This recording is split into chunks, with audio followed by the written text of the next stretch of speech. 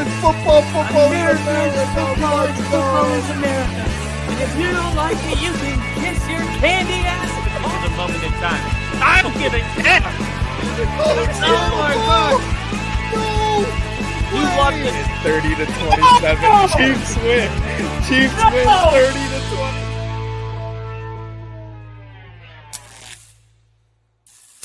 Woo! Ladies and gentlemen, welcome to the Only Football Codcast. Welcome to the Only Football Podcast. Joe Mixon taking it to the 6-yard line. What a shocking game this has been. There is a flag on the play. This would be a huge holding call. Take it back. That was a big one because the Texans were likely going to punch it in and go up 17-6. And from the 15-yard line, a run of Joe Mixon going all the way down to what looked like the 6-yard line is now going to put the ball at the 25-yard line. What a game-altering penalty. We got Little E in the chat. What's up, Little E? I was just talking about you. How are you doing, buddy? Hope you're enjoying this wild card weekend. Texans up 10-6, 7 minutes to go underneath the halfway mark of the third quarter. Shotgun for CJ Stroud, fakes it to Mixon, stepping into the pocket, throwing up top. It is picked. Derwin James, the strip sack, and now the interception, the 20. He's cutting it back. He's got a blocker. The 40. Oh, goes down at the 40-yard line. Derwin James has put on the cape and said, I'll take it from here. Wow. 6 points offensively from the Chargers. Was Derwin James touched? He was touched on the way down, so the ball will go out to the 20-yard line. And a hell of a play by Derwin James. And I have said it so many times, but I'll say it again because there's never been a better time than right now to remind everybody. This is the best safety in the NFL, point blank, period. It's not close. Derwin James is him. Little E in the chat, nothing much, brother. I'm doing good, brother. You hit me with the double, brother. Go Broncos. Dude, I can't even tell you. I am so excited for tomorrow. And at the very least, I am just happy that for the next, 5, 10, 11, 24 minus 5, 19. Let's just call it 18 hours. For the next 18 hours, I can live in the what if. I really do feel like Denver can win this game. But if they don't, our season's going to be over in around 21 hours from now. So you know what? I just can't imagine what that will be like. I will just tell you right now that if Bo Nix goes into Buffalo and beats Josh Allen, it will be the most historic upset in postseason history. There's only been 4 quarterbacks to go into the postseason as a rookie on the road and win a playoff game. It's a weird list. You got guys like Russell Wilson who did it, but he was playing RG3, so rookie on rookie. It's kind of a weird one. You have another quarterback that went in and he beat Chad Henne, and it's like, when was Chad Henne in the playoffs? And it was the year Tom Brady tore his ACL week 1. So it was kind of just a weird year. And then you had somebody, I think Phillip Rivers maybe beat Carson Palmer. But the Bengals were always one and done. My point is that there's only been 4 rookies to ever do it. And all of those situations are the quarterback was okay, or, it was a rookie, or, it was a weird year and that quarterback wasn't really that good. Nobody of Josh Allen's caliber has ever been beaten by a rookie quarterback on the road. This could be one of those games that defines a person's career. I'm so excited that for the next 18 hours, we get to live in this optimism of what's at stake. Because if they pull it off, Little E, if they pull this off, it'll be the second best win of my lifetime, probably. You got Super Bowl 50, of course, but like this would be it. It would be number 2 when the Broncos beat the Bills with Bo Nix as a rookie. You'll never forget where you were when that happened. And I appreciate that, Little Lee. He said, I think the Broncos will do so and play the Ravens. Well, they would play the Chiefs next week. So you're giving us the dub there. And then I do think I feel like if it was up to me and I could make a switch right now, I would rather play the Chiefs than the Bills. But I welcome the Bills. I don't want to play the Ravens. So tonight you're going to catch me being a big Steelers fan. And next week you're going to catch me being a enormous Texans fan, Chargers fan. We'll see what happens here. Whoever wins this game will go on to play the Ravens if the Broncos do beat the Bills tomorrow. So regardless, I need the Ravens to get bounced before the Broncos get to the AFC Championship game. That's our path to the Super Bowl.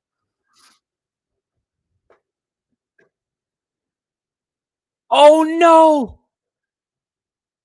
They're taking the interception away?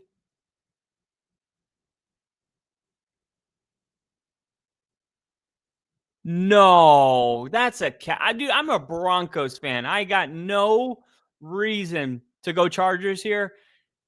Knock it off. Can we stop with that? It's like the Bo Nix pitch last week where they ended up taking it back. Like, can we just trust our eyeballs once in a while and just be like, that was a football play. He caught the ball. It's so stupid.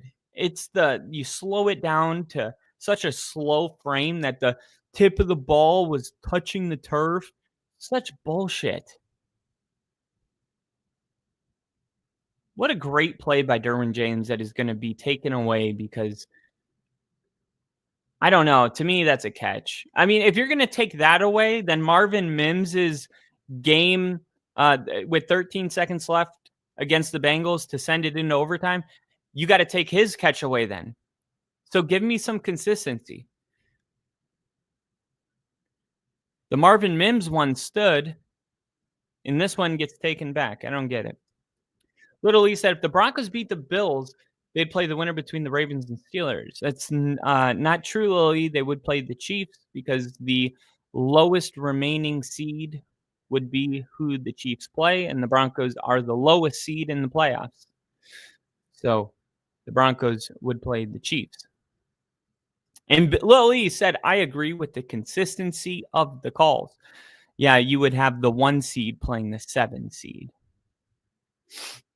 But if the Bills win tomorrow, then things get a little bit different. If the Ravens win against the Steelers, then the Ravens would have to play the highest remaining seed, and the Chiefs would play the lowest remaining seed. So let's say the Ravens won and the Bills won, the Texans won, and then you'd have the Chiefs.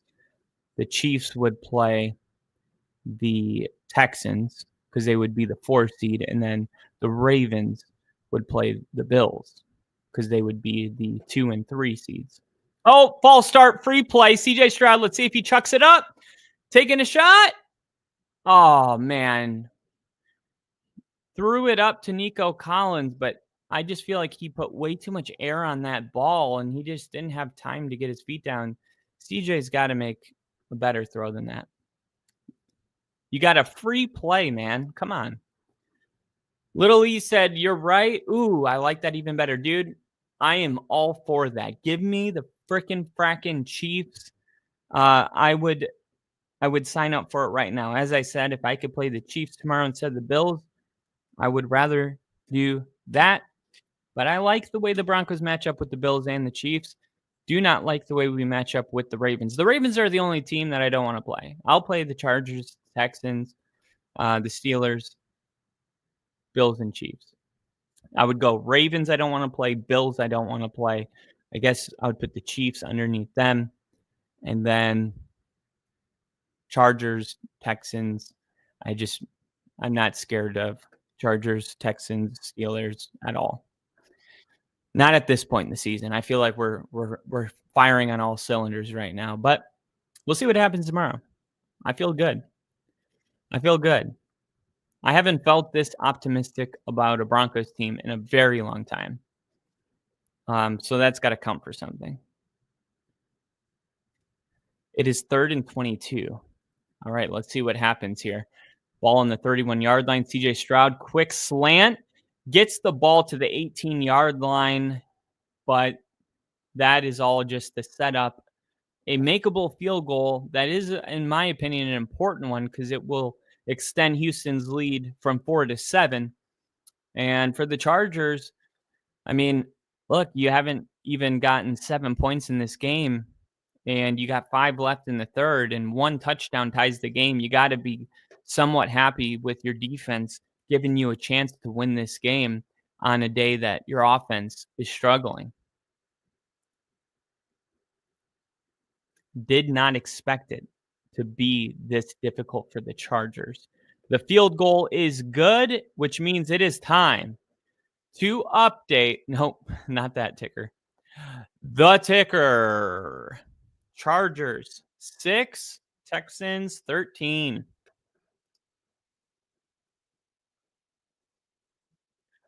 And here's what we'll do as well.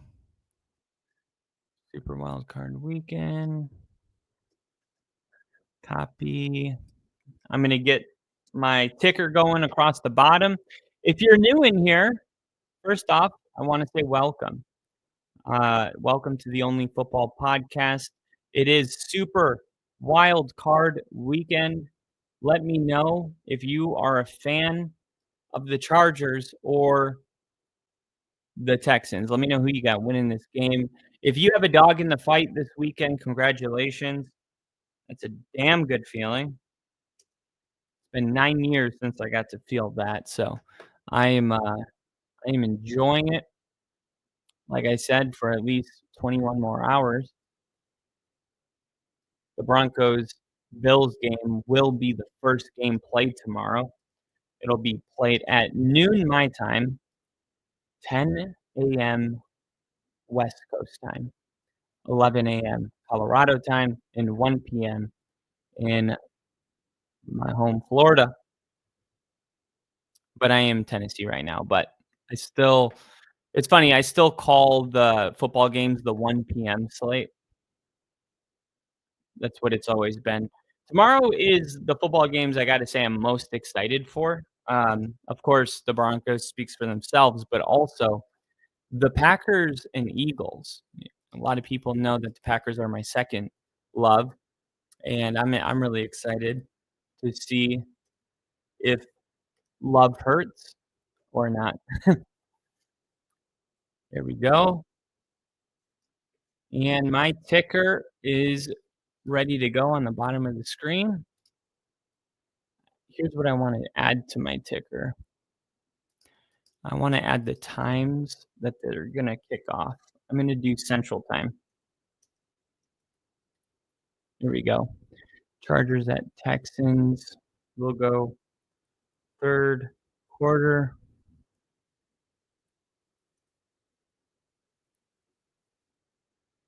Steelers at Ravens. Bear with me. I am almost done.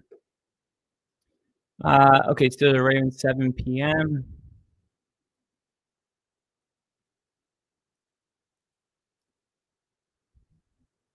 Bills at Broncos.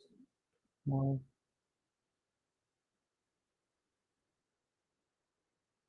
This is going to be a returnable kick, and he's going to go to the 30-yard line.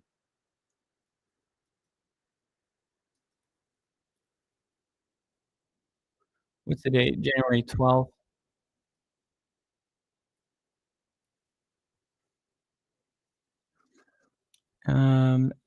Central Time. And we got the Packers and Eagles playing at 3:30 p.m.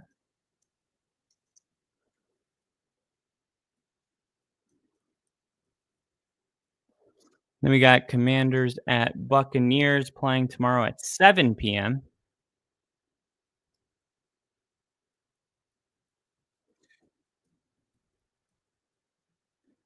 Herbert, handoff, gain of 0. It has just not been going. It has not been going well.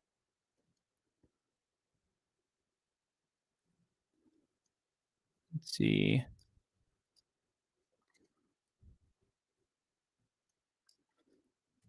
And I got my ticker about ready to go here.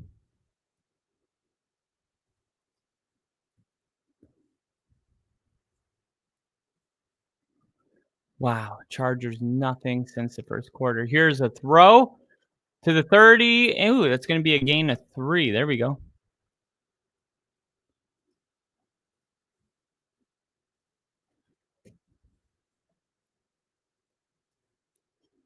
Rams and Vikings. That's going to be Monday, 7 p.m.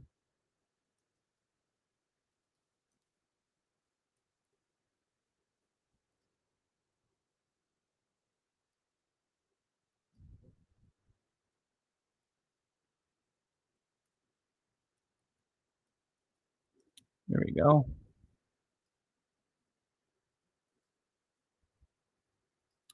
Here we go. 3rd and 6. Herbert. Oh, sack lunch.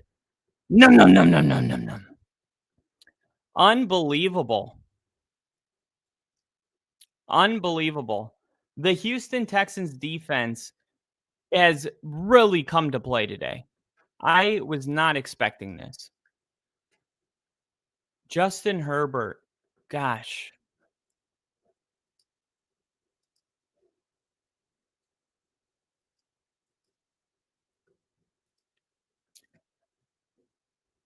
Very brief 3 and out.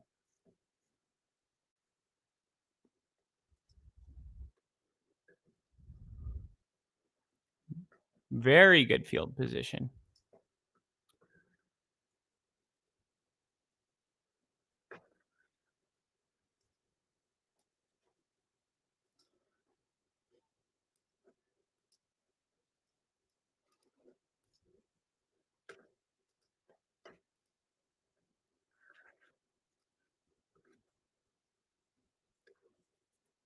All right, no commercial break. Texans coming out onto the field.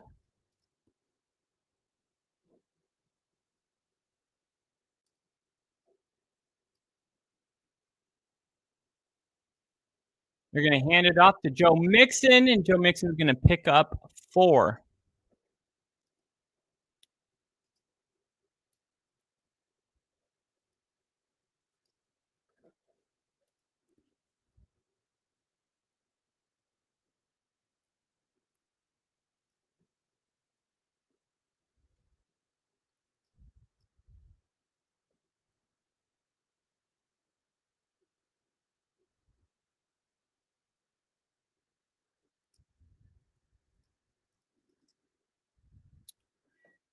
All right, here we go. This could be the – oh, they're going to run it again and get stuck in the backfield. That was Jefferson, number 23, coming off the edge. I think that's the nickel corner. And Joe Mixon tried to spin his way out of that. Could not do it. And here we go. On the bottom, the updated ticker. All right. Lily said, my dog in the fight at the moment was last week with the Jets beating the Dolphins. Oof. That's right. Is Jordan Love back? Jordan Love is practicing. I hear no limitations. Damn, Jalen Hurts will be back tomorrow. Dang it. Yeah, Jalen Hurts back tomorrow. But I like the Packers' chances. I really do. Crafty! What's up, Crafty? 3rd and 9. Throw over the middle. Big stop. I hope you guys pick the under on this game because this is going to be a... Let's see what D'Amico does here. Last year, there was a couple times in the game where it was 4th and 1 early in the Browns. I knew they blew them out, but remember the first quarter of the game was close. There was a couple times where it was 4th and 1, and he decided to punt it. A rookie head coach tends to be conservative.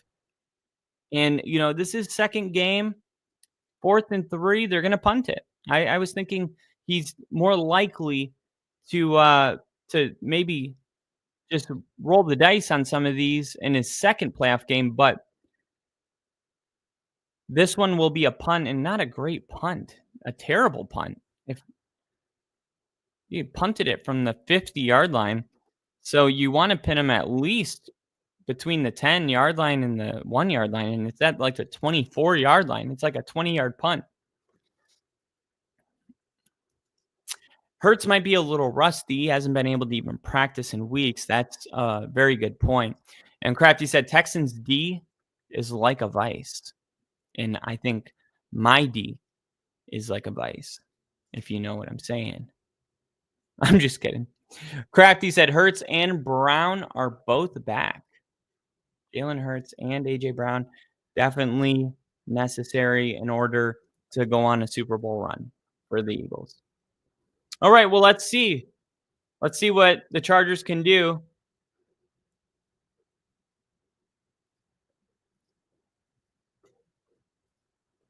First and 10, 21 seconds left in the third.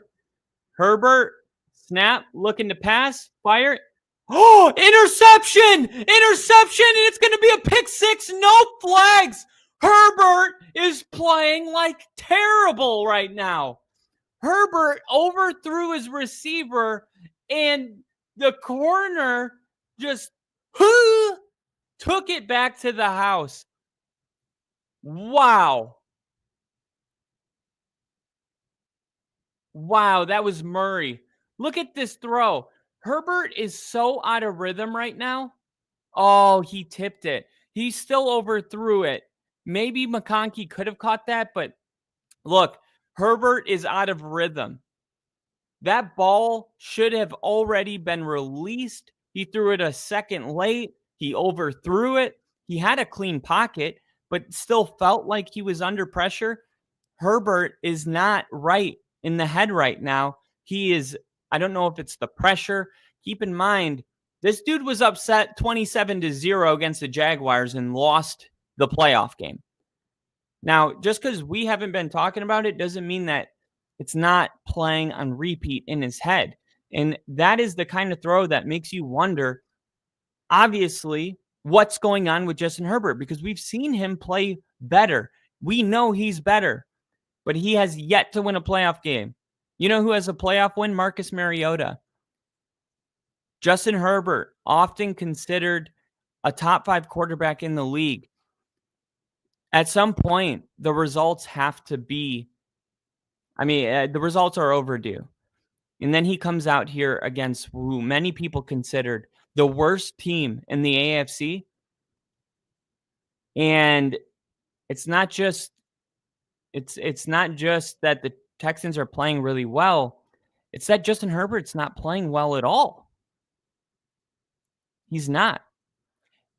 And I think you have about a 75% chance of winning games where the defense scores a touchdown. So the odds are in the Texans' favor. If the Broncos win, though, it would mean the Texans going to play Baltimore, which would be like last year where they win in the wildcard round and get crushed by Baltimore. And keep in mind, they just played Baltimore on Christmas. Remember, 2-38, whatever the hell the score was, who cares? They got the shit kicked out of them. And they got the shit kicked out of them last year in the divisional round against Baltimore. So if you are a Texans fan and you win this game, you are really, really hoping that the Bills win. Because in that case, let's see.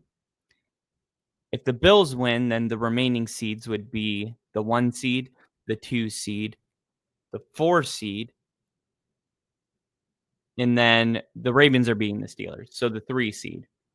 So the 1 would play the 4. So yeah, if you're a Texans fan, you are hoping the Broncos lose to the Bills because that would mean that they would play the Chiefs.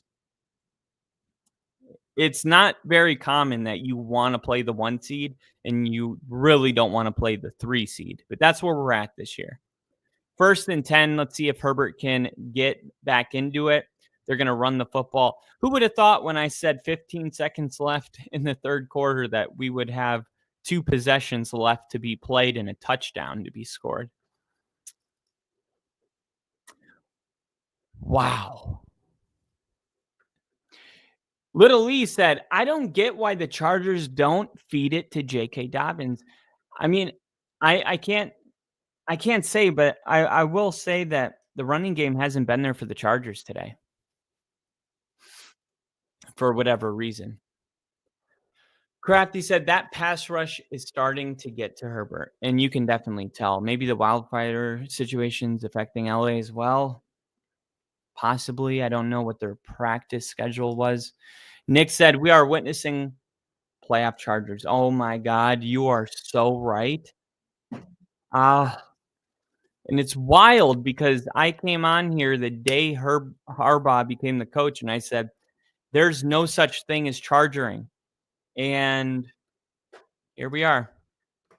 I don't know what we're seeing right now, but I feel like I've seen this movie before, and the title is called Chargering. Crafty has an excellent point. And Crafty said Texans are finally playing to the expectations they entered the season with, and doing it without Tank Dell and Stephon Diggs is pretty damn impressive.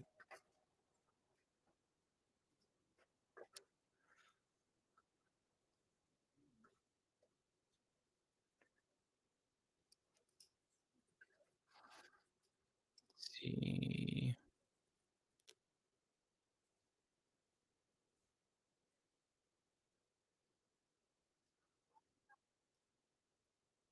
Here we go. Back it up. Back it up. We are witnessing a playoff Justin Herbert masterclass. Ooh. So let me ask you a question, because I feel like if the Broncos beat the Bills tomorrow, and I made a video about this on my Kyle Kitzman YouTube channel, I said the sad part is that everybody's going to be talking about, if that happens, everyone's going to be talking about the Bills. The Bills choked, the Bills this, the Bills that. But it'll be overshadowed what Bo Nix and the Broncos did, because everybody is going to be talking about the Bills choking. Even if it's just Denver had a good defense and Bo played a good game, ultimately, when the expectations are so high, it's going to be about the Bills. Now, in this game, what do you think it's going to be about? Like, do you think if the Chargers lose, it's going to be about, oh, they're charging again? Because keep in mind that, like, Herbert is really the only thing. Like, they drafted Joe Alt, they have Rashawn Slater, but they get rid of Mike Williams, Keenan Allen, Austin Eckler. I mean, like, Harbaugh came into a really tough situation, and he got them, to an 11-win season. Even if he loses this game, it's hard to say that, like, oh, they chargered. But I feel like they're making it hard to not say that with how bad they're playing. But what do you think? Will this be more about the Texans or the Chargers if the Texans win today? I must have dropped something. I think I dropped something. All right, Herbert, can he get it back? Throw? Oh, man. Then he comes out and throws a dime. Did you see the dime that he just threw? That's crazy, dude. He just pulled back and fired a laser, and that ball was on time. Let's see. Herbert, can he rewrite his own destiny? Oh, no! It's tipped and picked! Derek Stingley Jr., the 30, all the way to the 20, and he's tackled at the freaking turn! The Texans are going to the divisional round. Wow!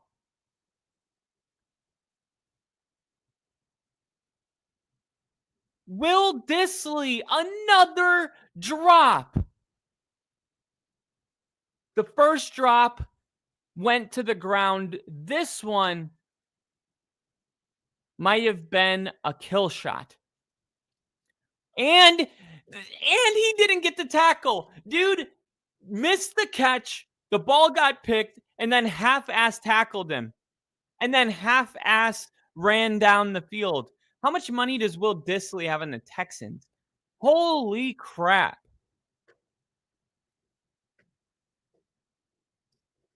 Wow. Ryan on his way to pulling off 2 playoff upsets in his first 2 seasons.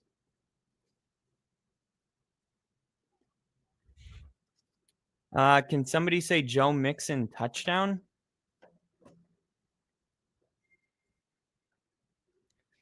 6-8, 7-7-8.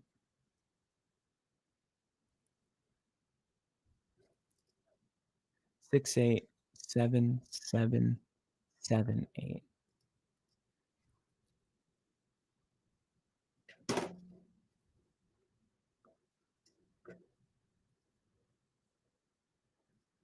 Second and 1 from the 4. 13 minutes left in the game, and the whistle blows. It would have been a handoff to Mixon. Wow.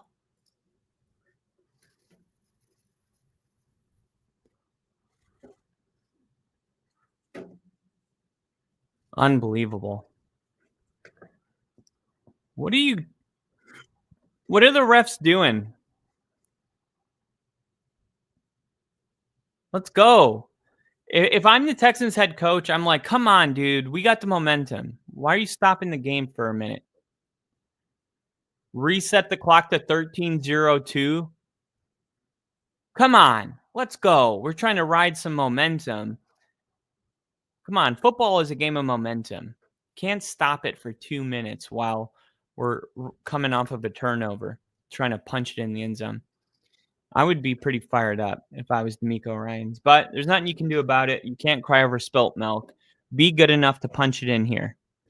2 seconds added to the clock. It doesn't matter. We're back under 12 minutes and 50 seconds left anyway. Ball snap. Sack, and a huge, huge sack. That might have just saved them. That might have just saved them in a huge way. They score a touchdown, guys, and go up 21 points, it's over. But if they kick a field goal and it's a 17-point game, there is a path to victory. There is a path to victory. We've seen 17 points scored in the fourth quarter. They can do it. Yes, they're going to need 1 touchdown pretty quick, but after that, they just got to play good defense and score touchdowns. Every drive must result in points. If you could get 1 more sack and just make it somewhat of a difficult field goal, Stroud throws it into the ground, and the Texans will kick a field goal, and this will be an attempt to go up 17 points. Should be a very makeable kick. And I need to update my ticker. Might as well wait. Will it be 23-6 or will it be 20-6? A 30-yard attempt coming up. Snap, hold, kick is good. 23-6. Houston takes a huge lead in the fourth quarter. Wow.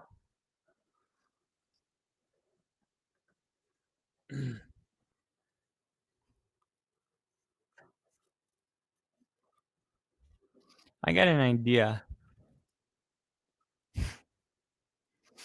Instead of doing a period on my ticker, I'm going to do this.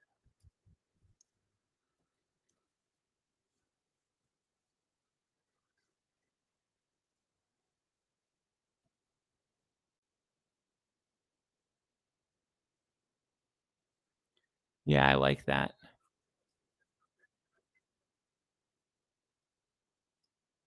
And it is not the third quarter, it is the fourth quarter.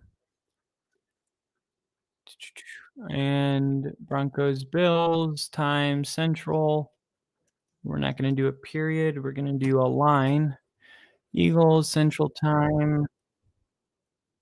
And space line. Commanders at Buccaneers. 7 p.m. Central Time.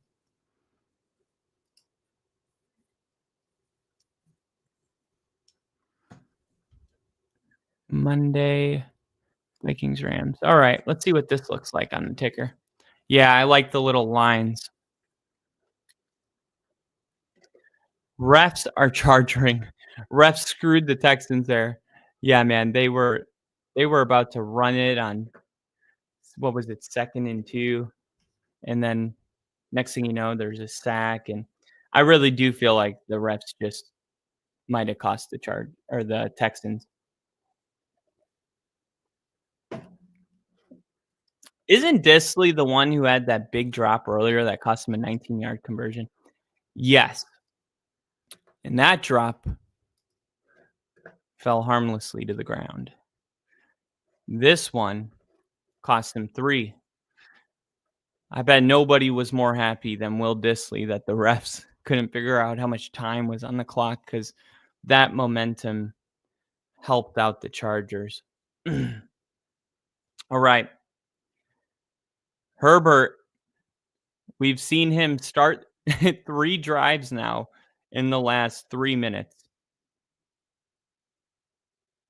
30 seconds left, throws a pick 6, gets the ball back, trying to make something happen, throws a pick. That one on Will Disley. And that is why when people are like, oh, Justin Herbert has 4 picks in the postseason, it's like, yeah, let's go look at him. I'm not saying he doesn't have a couple bad throws. The one to McConkey was too high, bad timing. But quarterbacks often take the heat from fans when there's, a couple tallies in the interception column, even if they weren't their fault. And I'm guilty of it too. I don't go through every touchdown or every interception to see if it was their fault or a good play. 3 interceptions today. All right, let's see if Herbert can put it behind him. That's what the greats do. Oh, pressure coming off the edge, and down goes Herbert. Will Anderson Jr., the man that they drafted immediately after CJ Stroud. And this is what it looks like when you draft a new culture. CJ Stroud and then Will Anderson Jr. And the Texans fans are starting to celebrate. 2nd and 17, sack lunch. What happened to the offensive line for the Chargers? Rashawn Slater, Joe Alt, where are they? And now here we are in another 3rd and impossible. Man, this is heartbreaking if you're a Chargers fan. Where's that one Chargers fan that's really a Vikings fan? That's always like, oh, come on. The plant from the NFL, as some say. 3rd and 26. Justin Herbert needs a play. Firing. Caught. McConkey. 50, 40, 30, 20, 10. Miracles do happen. The Chargers get the points when they need them. The game was over.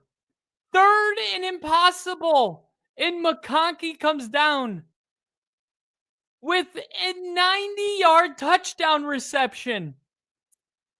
Just a whiff by the safety. They played the ball, and the safety had a clear shot at the receiver. He decided to play the ball, and when McConkey came down with it, there was nobody around to stop him. The touchdown has been verified. And now, ladies and gentlemen, we have a 10-point game with over 10 minutes left. Oh my God, the kick was blocked. Oh my gosh. Oh my gosh. And the Texans are taking it back. The Texans are taking it back. What is going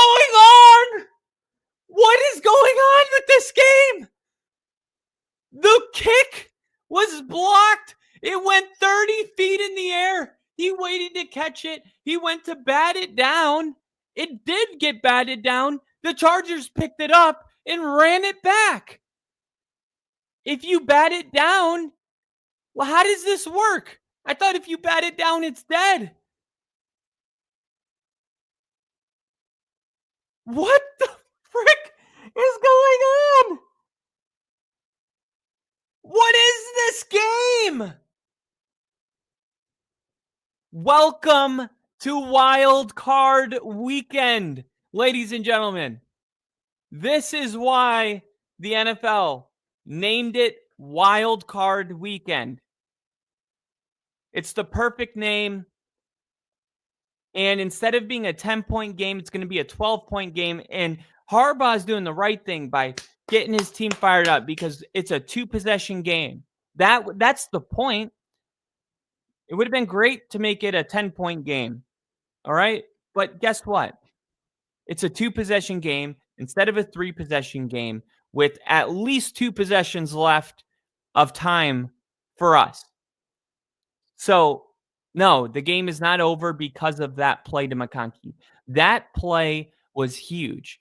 But what's interesting is like the Chargers kicked that 3-point field goal after that last interception, or the Texans, because the time management was screwed up. They take a sack and they're like, fine, we're going to kick a field goal. And it's like, oh man, that drop by Will Dissly cost them 3 points. But that 3 points was huge because if it would have been 2 points, it would have been a 16-point game and you can get 2-point conversions. 3 points, it makes it a 3-score game. Now, this touchdown pass to Ladd McConkey was a 4-point play because it really was a 6-point play. But then the extra point just cost them 2. So at least you got the 3 back plus 1 and you knocked it down to a 2-possession game. This is a weird football game. This is a very weird football game. Wow. And Ladd McConkey now has 188 receiving yards in the game. Where's Quentin Johnston? Why does he have 0 catches? Isn't that kind of weird?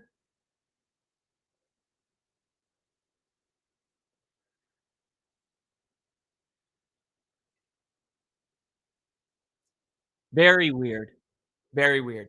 We need Quentin Johnston to get a couple catches. I need Joe Mixon to get some. Dalton Schultz needs 1 more. Wow. Now, this will be interesting to see how aggressive the Texans want to handle this. Because I guess the momentum still feels like it's on the Texans side. But if you go 3 and out, the Chargers get the ball back. I don't think that's a good idea, right? I don't feel like that's a good vibe. So what I'm trying to say is like, I feel like the urgency for the Texans really has to be there on this drive. Because if you can drive down and even kick a field goal, this is what's huge. You know why I said it was a 6-point play, but they lost 2, which made it a 4-point play? You know why that matters is because I was like, so you take the field goal away, but they get 1 point. They get that 1 point back. That's a big deal because now if the Texans kick a field goal, instead of them going back to a 3-possession game, it will stay at a 2-possession game. It'll just be a 16-point game. So 2 touchdowns and 2-point conversions would be necessary. But getting 4 points was huge still for the Chargers. As long as the Texans don't score a touchdown, even a field goal would keep it a 2-possession game for the Chargers. But obviously, with time being against you, a 3 and out is what you want. And Derwin James coming off the edge and a quick throw to Schultz is going to go for a gain of 5. And you're right. That is what happened. I'm shocked. I never have to update the ticker on both ends. It's normally one team I'm updating. Not 2. But there you go. Nope, it didn't do it. I got to double click. There we go. What a freaking game. I mean, as soon as I got here, this game got crazy. I don't know if that means I shouldn't watch the Broncos game tomorrow. Oh, Joe Mixon. Wow. All right. 1 second. First down, Texans. Are you seeing this game?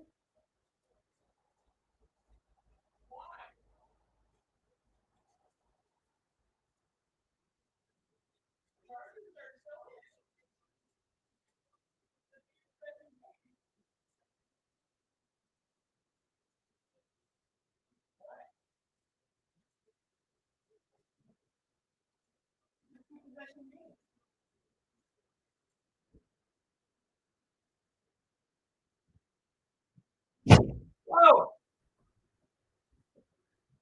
Whoa, another first down by Mixon?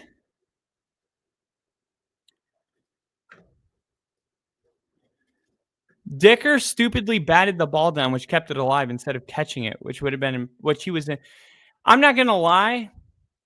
I'm dude. When he batted the ball down, I was thinking that's a heads up play. I don't know why. I was actually confused. I thought the play was dead once it was batted down. I guess in a field goal it's different. I'm still a little confused, to be honest. I'm just pretending I was just kind of rolling with it because I didn't want to make a fool out of myself. But I can't blame Dicker too much because I'm like low key confused.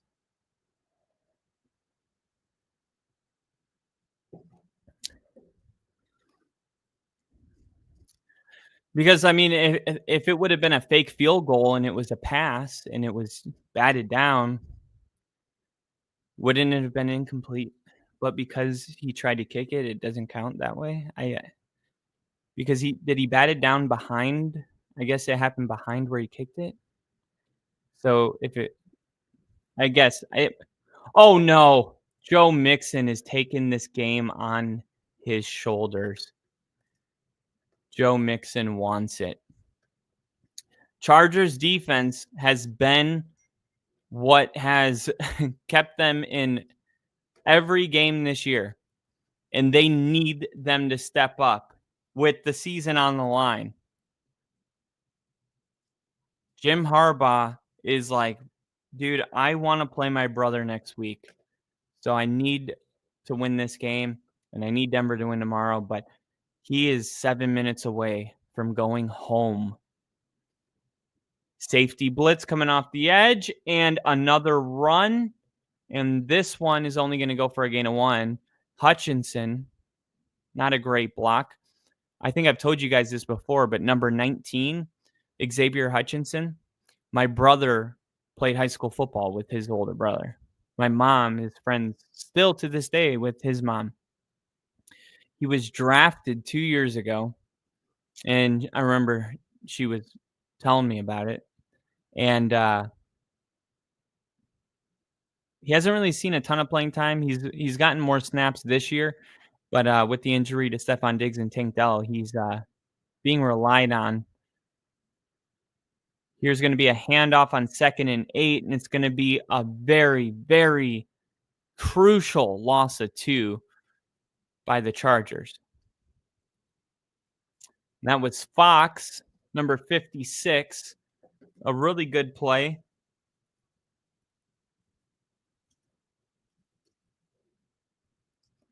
And that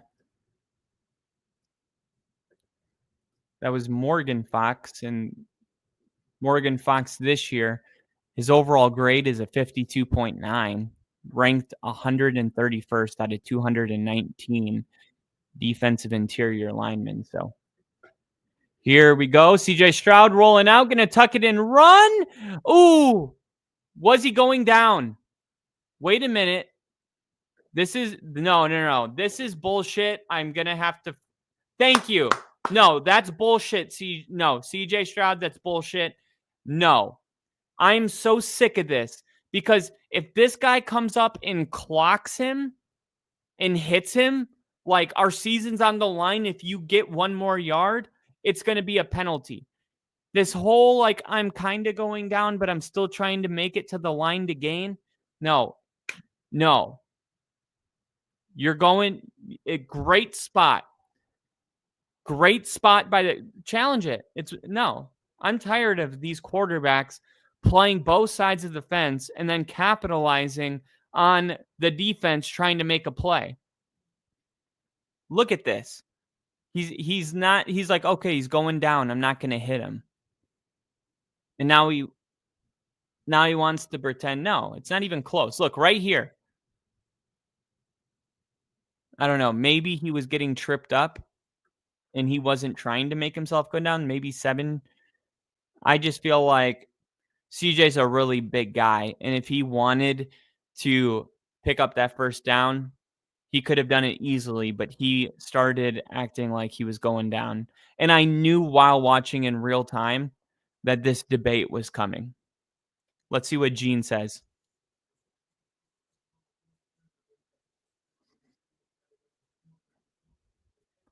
I don't like that, though. What do you want the defense to do? He's saying, yeah, the elbow's there, but I thought they were supposed to be marked down where they started going down. He started bringing himself down. That's got to at least be a yard short.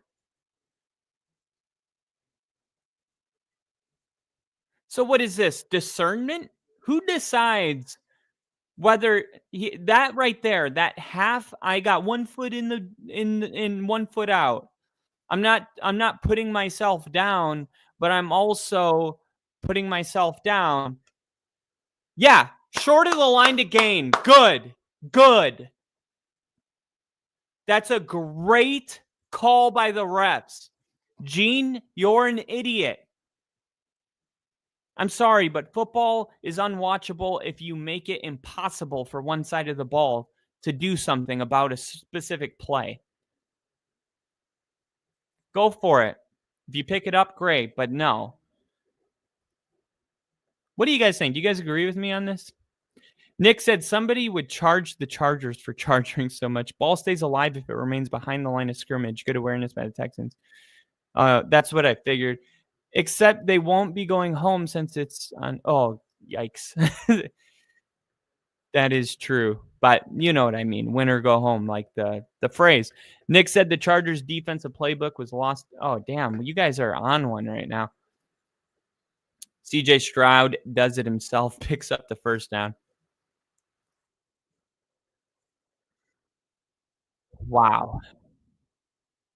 4 minutes left. They just took 6 minutes off the play clock. Hey. Right when I said that, I heard the announcer say it. I might as well just go in the booth with them.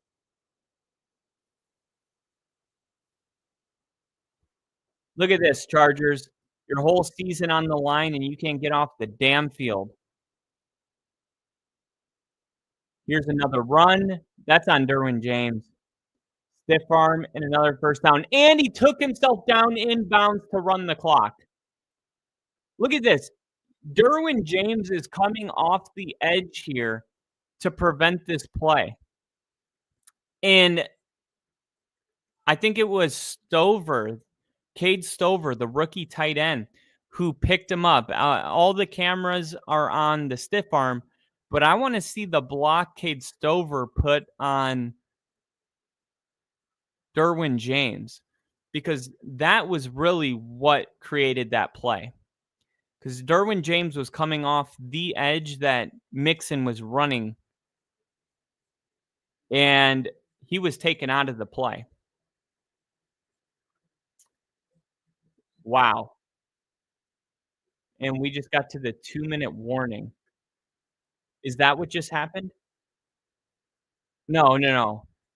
I was like, oh, it's over. Okay, no, there's still 4 minutes. I'm sorry, but hey, it's not over till it's over. A field goal makes it a 2-possession game. They still have 2 timeouts, but they need to use them here and they need the Texans to kick their field goal before there's 3 minutes left.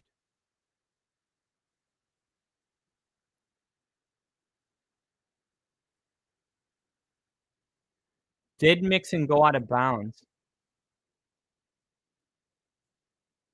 Well, I can't see anything with that terrible angle you're giving us. And Hugo, good win from a Chargers fan. Wow. That's big of you. It's never easy.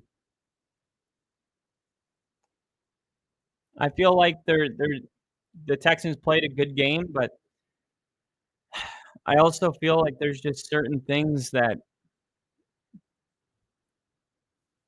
a bad throw by Herbert, a drop by Disley, and that's 10 points right there. I mean, take that off the board. What do we have here?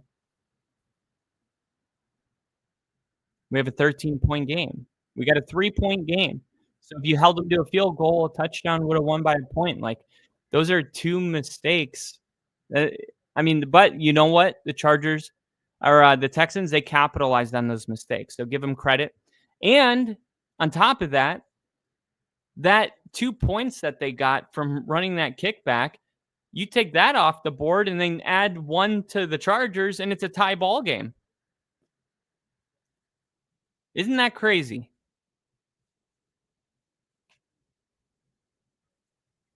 Wow. It would be, what would it be? 13-13? 13-13 because there's been 12 points just off mistakes.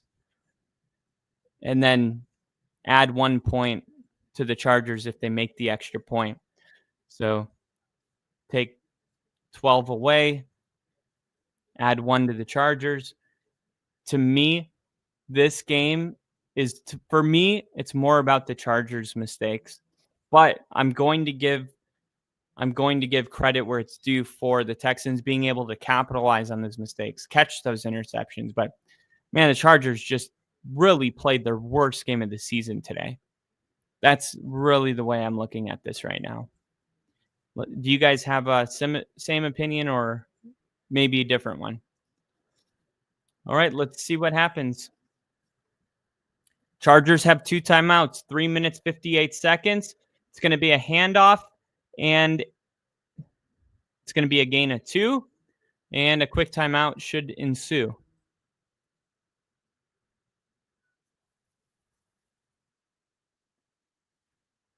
I'm assuming it was called because there's nothing on the screen, but the clock's not ticking.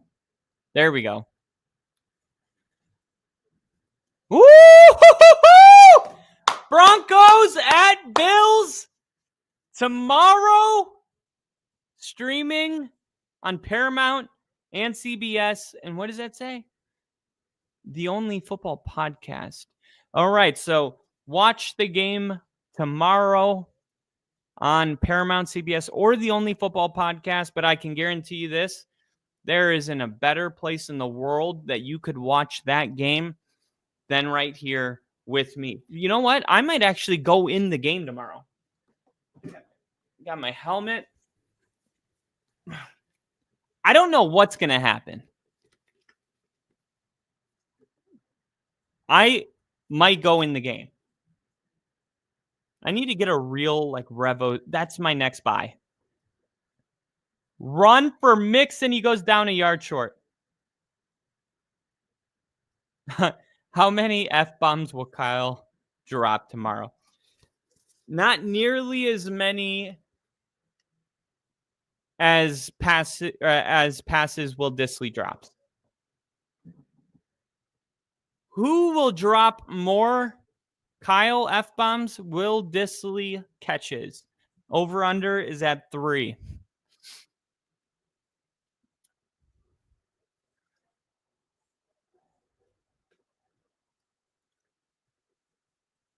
Chargers have used their final timeout, and it's 4th and 1. And if I'm D'Amico Ryans, I'm going for it here. I wouldn't kick a field goal. Why?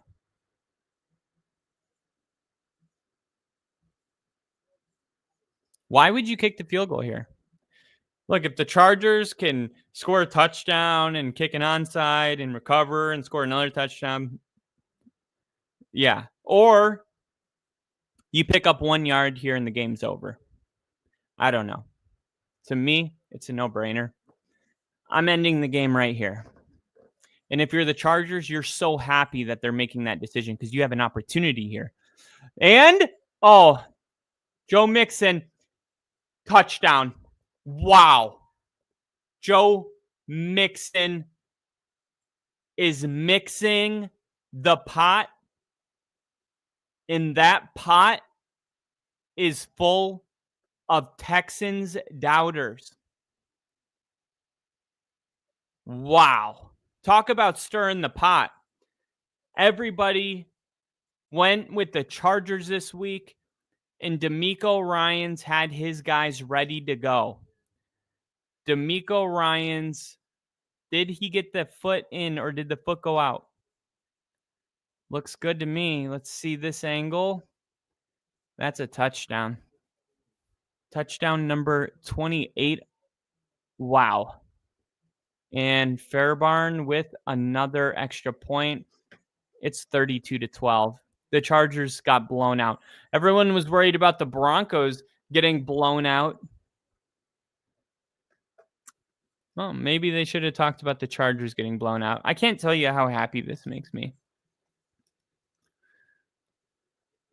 In a way, it doesn't, though, because I really did feel like the Chargers had a better chance of beating the Ravens than the Texans. But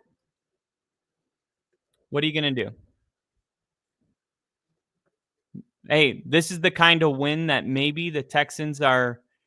And the fact that they just got embarrassed by the Ravens, like, how likely is that to happen twice in 4 weeks? I mean, I don't know. I think the Texans have a much better chance because of the way they won this game. This is the kind of game that you win that makes you feel like a dangerous team. And when you lose 2-31 or whatever it was, 38, you're going to have a chip on your shoulder. And don't forget, the Ravens bounced the Texans out of the playoffs last year and embarrassed them. I think the Texans are going to go into that game pissed off. And now with this game, they might actually have a little bit of belief. We'll see what happens.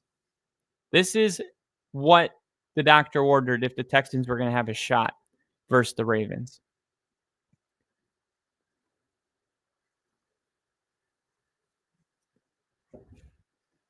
So the 6 seed, well, the Chargers are they're the 5 seed because the 5 plays the 4. So the 5 seed has been eliminated. The remaining seeds are the 1, the 2, the 3, the 4, the 6, and the 7.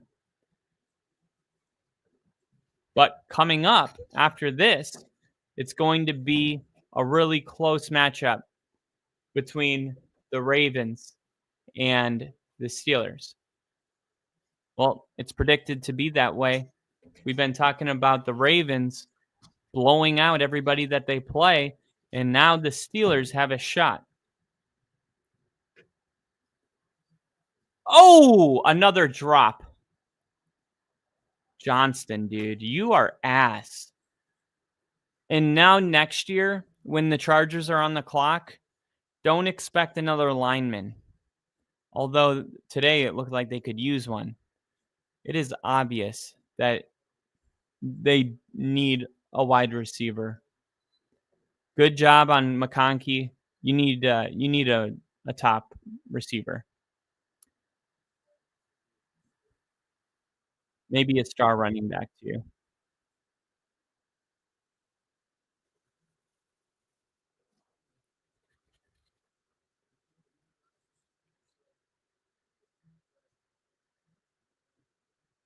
Herbert just looks awful.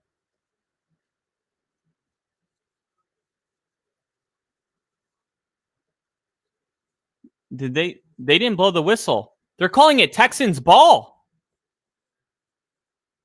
And Herbert, he knew it. Okay, they expedite review it. It is gonna be an incomplete pass. Chargers moving like Jimmy Carter in 2025. Yeah, I don't know what it is about the Chargers right now, but they are just totally out of it right now. Here's Herbert taking a shot, intercepted. Derek Stingley Jr.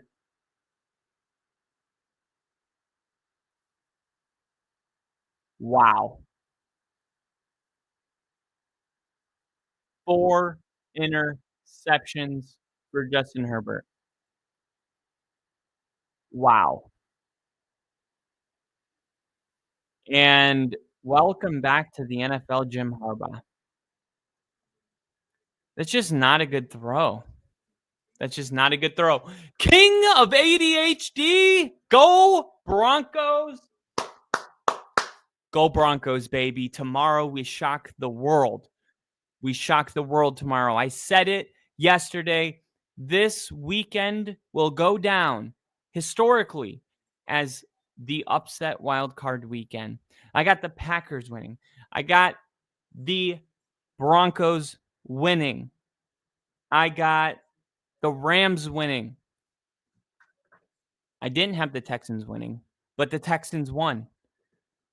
I think the Ravens are going to win too, but still, I think a good amount of underdogs are going to pull it out this week. And this game right here, the results, what we thought was going to happen and the way it really went, it's a little reminder to everybody that anything can happen in the playoffs. Anything. Nobody's safe.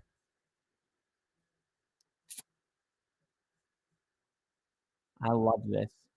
I feel like Justin Herbert was playing with a little bit of that playoff pressure today, and I think Josh Allen, not really worried about him because although they haven't gotten to the Super Bowl, Josh Allen's looked incredible in the playoffs.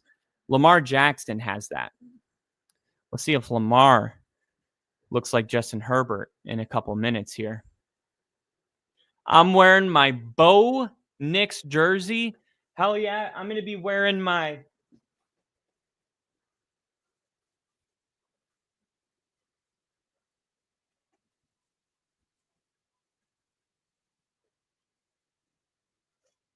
the throwback, and I am just so freaking excited for that game, man. So excited for that game. Nick said, "Playoff Justin Herbert is special. He rides." Jeez, you guys are just like trying to get my whole entire podcast shut down today. Jimmy Carter jokes, wildfire jokes. What is this? Short bus jokes. Like, you guys came in here with a mission or something? People thought Justin Herbert was Josh Allen. Really, he's Derek Carr. Hot take. Hot take. Justin Herbert is Derek Carr. That's a hot take. I think Justin Herbert's better than Derek Carr, but I don't know, man. He is a little bit of a confusing guy.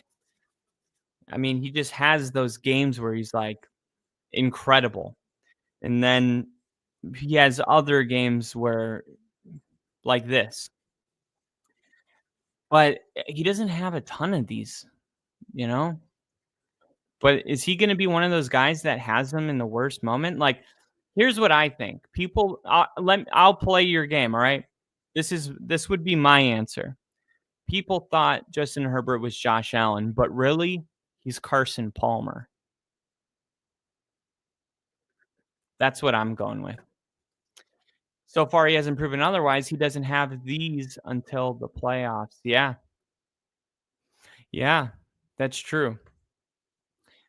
But I don't know. It's kind of like I look at it like the arm talent, right? They said Bo Nix didn't have a big arm, but his pass to Marvin Mims in the Bengals game went 67 air yards.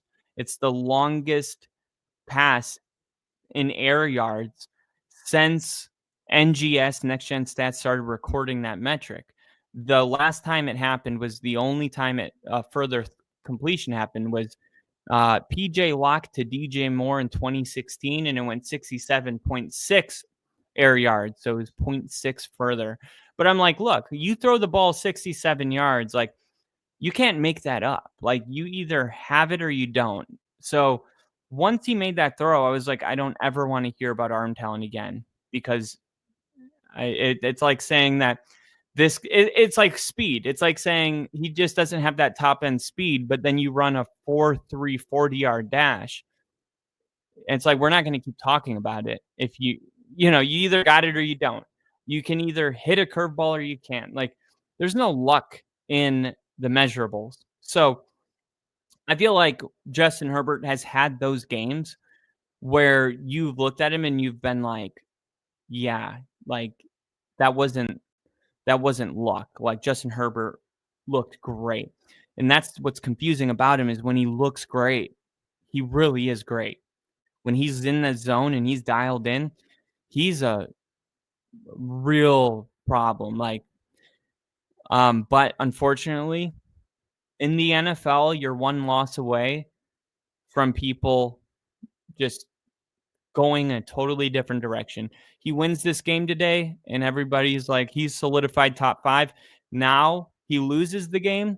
Sure, he had a bad game, but now people drop him to Derek Carr zone. I just feel like when quarterbacks win, they get way too much credit, and when they lose, we drop them way too far. I just like to be a little more balanced. Like I don't want to overreact, but this is definitely a huge negative for Justin Herbert, because we are now seeing a trend, whereas you could say that was a one-off against the Jaguars 2 years ago, but now it's happened twice in a row. It's like, shake it once, that's fine. Shake it twice, that's okay. Shake it 3 times, you're playing with yourself. He's one away now from being like a bona fide choker in the playoffs.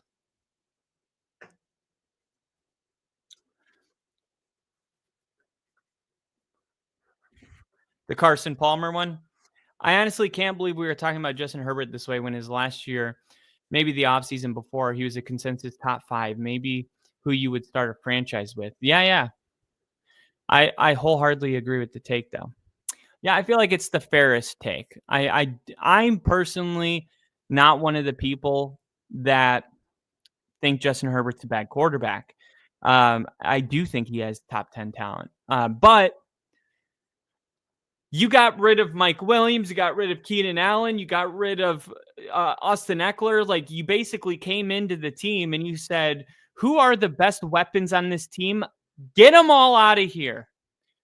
And then you're drafting at 5 overall and Malik Neighbors is on the board, and you said, I want to build this team from the inside out, and you drafted Joe Walt and let Malik Neighbors go to the Giants, which looked like a genius move because the Giants had no one to throw Malik Neighbors the ball to, while the Chargers put themselves at the 5 seed in the playoffs. But now you get to this point of the season, and it's like, okay, who did Justin Herbert have?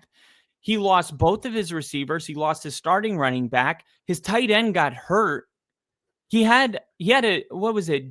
Who was his tight end that got hurt? They traded for Will Dissly from Seattle because he lost his tight end. Was it Gerald Everett? Gerald Everett? Who was it? Chargers depth chart. Let me see, 2024 depth chart. So do they have, here it is, tight end, Will Dissly, Hayden Hurst. He was their guy. He was supposed to be their starting tight end. So like when you go into the season and you're like, we're going to do it with Quentin Johnston, who has been totally ass. He was drafted in Steve Smith Steve Smith Sr. He was right, man. Nobody evaluates wide receivers better than Steve Smith Sr., Hall of Famer from the Carolina Panthers. I don't think he's gotten the gold jacket yet, but he will. And did he get one? Anyway, he said, look, Quentin Johnston, he might get drafted in the first round, but he is a project. He's a very big guy. Quentin Johnston is 6'4", 215 pounds, but he's always catching the ball like this. He's a big guy that doesn't know how to use his body. He doesn't have good body control. He doesn't have strong hands. He doesn't know how to high point the ball and catch it at its highest point. Like, these are wide receiver fundamentals. It's like Quentin Johnston was a 5'10" wide receiver, and he woke up and he was 6'4" and didn't know how to use his body. Like when the guy woke up in Avatar and was like a giraffe. Quentin Johnston has terrible body control. He doesn't know that he's a ginormous guy that is your 50-50 guy. He drops the ball all the time. Every time I'm watching the Chargers play, I'm watching Quentin Johnston drop the ball. He's just not a guy that you go into the season like, yeah, he's going to be our number one.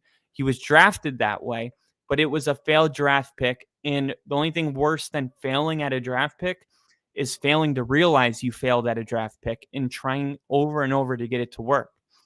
Now, we did that kind of with Garrett Bowles in year 4. He just like became one of the best left tackles in the league. So I'm not saying that it can't happen, but they were really hoping it was going to be this year, and it wasn't. And I think that was pretty noticeable by like week 4. Ladd McConkey, you end up drafting him with your second pick, wide receiver out of Georgia. And he got to clap your hands because he came in and he did great, man. I mean, for a second-round pick, top of the second round, 34 overall, he was amazing this year. But still, like, he is not a number one wide receiver. Maybe he can be next year. I'm not sure. Joshua Palmer, you bring in DJ Chark, Will Dissly. Let's be real. Like, this team was a bunch of C+ players with a good offensive line in Justin Herbert. This team was only here because of their defense. Their defense, which led the league in points allowed per game, won them maybe all of their games. I mean, the Chargers defense, and that's really what Harbaugh did, man.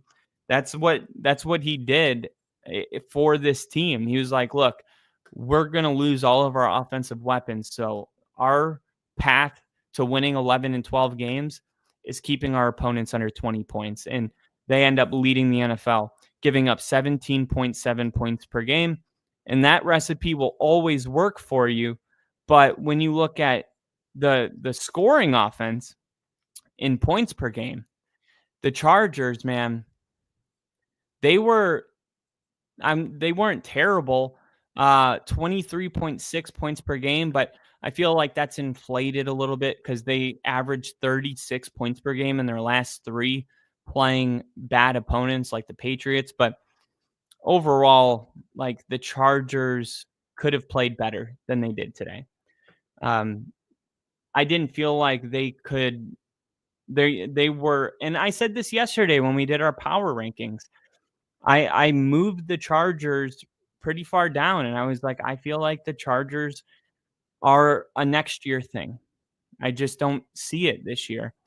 But I also had the Texans lower than them, and I did think the Chargers were going to win this game. But like I said, the Chargers they really did pick the worst day to play their worst football game of the season. Mike Williams. Yeah, Mike Williams was the wide receiver too. And so you had Mike Williams on one side, Keenan Allen on the other, and Austin Eckler as the running back. I don't know if you're asking who Mike Williams is, but he was with the Chargers for like the last 5 or 6 years. Jinja said Hurst went into Cincy, didn't he? Went to Cincy, didn't he? Good question. Hayden Hurst went to South Carolina, actually. CDC commercials while I'm watching the NFL. Yeah, that checks. Johnston looks like a sprinter that tried to learn how to play football. Yeah, I we'll see. We'll see. I mean, I don't know enough about him. I would to really make a prediction on like whether or not he's going to develop. I need to know his practice habits. I need to know like how dedicated is he, um, what he's willing to do, what kind of coaches he has around him. Um, because there's a lot of guys that have the measurables. They got the speed, the height, but they end up just falling out of the league. Do you remember the wide receiver out of USC when they went to the national championship against Texas? What was his name? Dwayne Jarrett, I think it was Dwayne Jarrett. Dwayne Jarrett was one of those guys. And actually, Steve Smith was there when Dwayne Jarrett came in. And Steve Smith was like a fifth or a sixth round pick, I think. And Dwayne Jarrett was a first round pick. And he was like, he was out going to the club and he was like, I'm the guy, not studying film or nothing. And Steve Smith, he was like, okay, I'm 5'9", I'm not fast, I'm not tall. But he had the one thing that you can't measure, and that's a person's drive. He had the drive. He stayed late. He came in early, and he became an expert. And that's why he's my favorite guy when it comes to scouting wide receivers, is because he knows what he's looking for, because he had to make up what he didn't have in athletic ability and in size in understanding the game and being the smartest guy in the field. So, like, Dwayne Jarrett was like 2 years and he was out of the NFL, and Steve Smith's gonna wear a gold jacket. So it's a very interesting, uh, it's a very interesting story. And when Steve Smith talks about Dwayne Jarrett, I feel like that experience really shaped Steve Smith into the guy that he became. Nick said Broncos playoffs, check. Russell Wilson playoffs, check. Seahawks playoffs, no. Who really won the trade? Ooh. Well, I think we're going to find out tonight, because somehow if the Steelers win tonight, the Seahawks will still think they won the trade, because they're going to be like, so Russell Wilson did have something left in the tank, but the Broncos couldn't get it out of him. We really shafted them. But to be honest, man, like, this isn't one of those trades that, like, like the Caleb Williams, DJ Moore trade, where the Panthers traded DJ Moore and the Bears got their, what was it? How did that trade go? So DJ Moore went to the Bears. The Bears got the Panthers first round pick.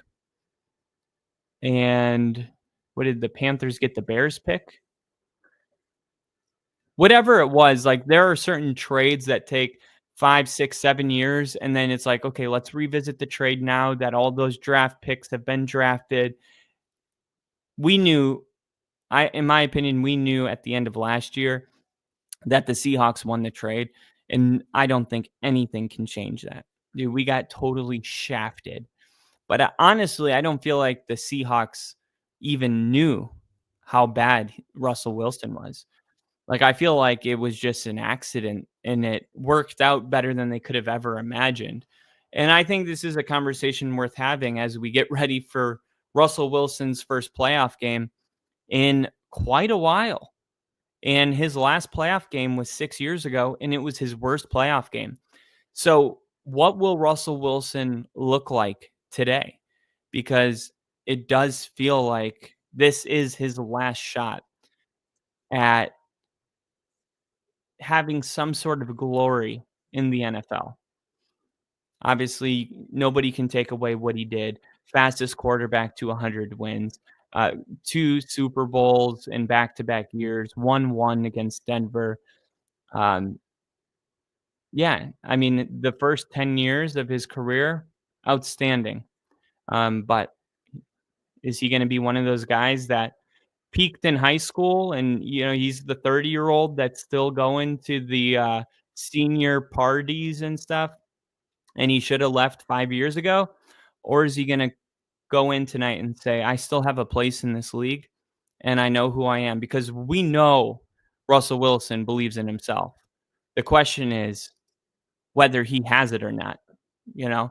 Belief is important, but so is skill. Does he have the skill? Skill without belief is just as bad as belief without skill.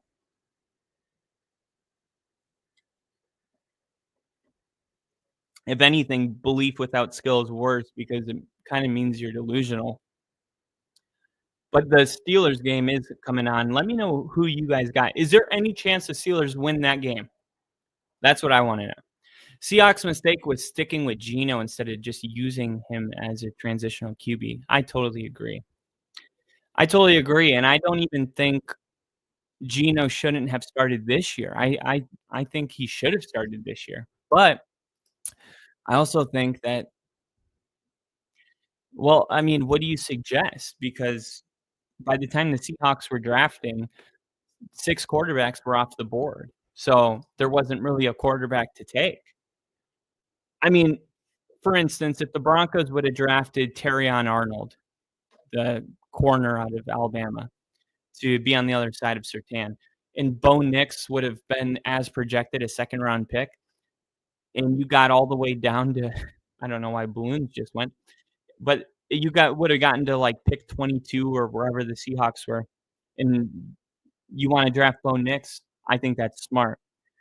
But that wasn't really the situation that they were in. So, I guess my question is, like, what was the better option? Like, what were the Seahawks supposed to do? What I think they should have done, and this might be wild, but um I don't think that they made any mistakes in the 2024 NFL draft. I think they did everything right. I think they messed up in the 2023 draft, right? That's where I think they fucked up, fudged up because, they decided to draft Devin Witherspoon. And remember, that was the first year where they got Denver's first round pick, and Denver was terrible. So I think that was a fifth overall pick. And they decided to draft Devin Witherspoon. And it's like, man, not great. But at the same time, it's like CJ Stroud and Bryce Young were the only 2 quarterbacks really worth picking. I mean, even if you wanted to pick Anthony Richardson, I think the Colts picked Anthony Richardson right before the Seahawks were on the clock. So, like, the only other quarterbacks in that draft class that the Seahawks could have taken was, like, Will Levis, and we know that that's not a good idea. And then in 2022, which was Russ's first year as the Broncos starter, and that was when Seattle decided to trade for Geno, and then they got Drew Lock as well. And I was like, so that's what they're going to do, Drew Lock or Geno Smith? That's kind of weird. But remember, that draft class, the only first-round quarterback was Kenny Pickett, and he's not even starting anymore. There just wasn't any quarterbacks in that draft. So it's easy to be like, sticking with Geno was a mistake, but I mean, if you're talking about building a team through the draft, the Seahawks have been in back-to-back-to-back situations where there's been no quarterbacks available. I think Seattle would have loved to draft a quarterback. They just haven't been able to. And there really hasn't been any big free agent names. Like, I think Aaron Rodgers would have done better in Seattle potentially because it's just a better franchise than the Jets. There's more of a winning culture with the Seahawks than there is with the Jets. But then Geno played great. I mean, I think did he win Comeback Player of the Year? I'm pretty sure he did. And it's like when someone wins an award like that and there's nobody available in the draft, I can't blame them for wanting to go back to that guy.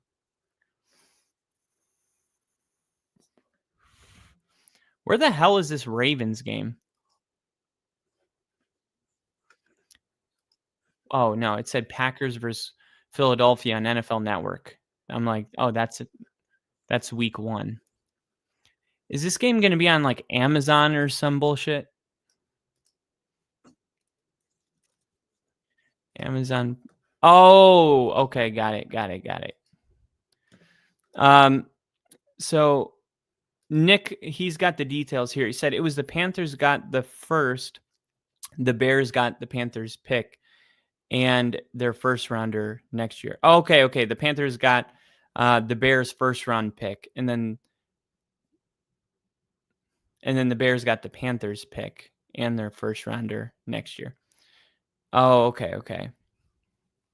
So the Bears must have just had a much higher pick. And they were like, well, we don't need a quarterback because we have Justin Fields. And the Panthers were like, well, we want to draft Bryce Young.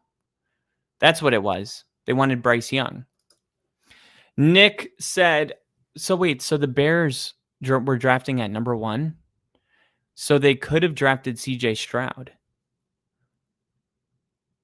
Okay, I mean, I said this I knew this because I forgot, but I remember I told Rick in the offseason, I said, for better or for worse, Caleb Williams will be married to CJ Stroud for the rest of his career, because CJ Stroud could have been a Bear and the Bears passed on him for a year, and that put him in position to get Caleb Williams. But it's like, if CJ Stroud is going to, if you're starting a franchise today and you could have CJ Stroud or Caleb Williams, which one are you picking? I would think everybody that's not a Bears fan is taking CJ Stroud. I mean, the guy's already got 2 playoff wins in his first 2 seasons. So I think it's easy to be like, oh, the Bears won the trade. Look at the haul they got. Because everyone compares Bryce Young to, because the Panthers didn't pick CJ Stroud. They took Bryce Young. So the thinking is, if the Bears had the number 1 overall pick, they would have picked Bryce Young, not CJ Stroud. But I don't think it was that clear cut. I think it was that clear cut for the Panthers, but I would remember hearing everybody say it's a toss-up between CJ Stroud and Bryce Young. And I said, well, if that's how they feel about it, then draft the guy that has the prototype body and size. Why draft the middle school looking guy if, you can't go wrong with either one? So regular season Herbert equals Stafford. Postseason Nate Peterman, who was my brother's high school quarterback. So put some respect on Nate. Put some respect on Nathan's name. Bartram Trail, Jacksonville, Florida. Nick said, so Herbert is Phillip Rivers? I've been saying that, dude. But I feel like it's just the Chargers uniform in the... I don't know, like sometimes I think we tend to gravitate towards comparing players that played for that same team, but I don't know. It's after today, it's looking very much like Phillip Rivers. Make it to the playoffs, good numbers in the regular season. And is Phillip Rivers a Hall of Famer? Wait, is this game on?